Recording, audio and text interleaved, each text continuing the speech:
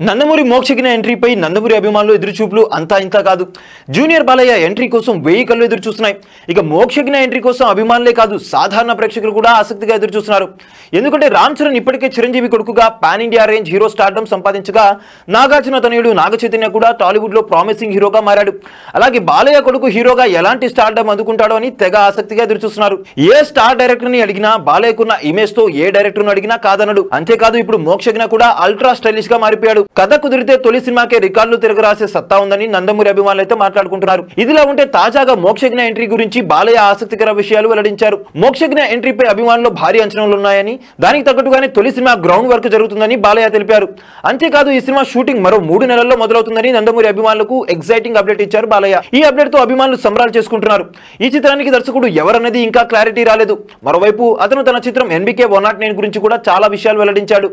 ఇప్పటికే ఈ cinema shooting పూర్తయింది. డిసెంబర్ లో విడుదల చేసే ప్లాన్ కూడా ఉందని ఆయన అయితే స్పష్టం చేశారు. ఇటీవల ఓ భారీ షెడ్యూల్ పూర్తయిందని కూడా తెలిపారు. చూసారు కదా గైస్, మరిన్ని ఇలాంటి ఇంట్రెస్టింగ్ వీడియోస్ కోసం చూస్తూనే ఉండండి మా ఛానల్.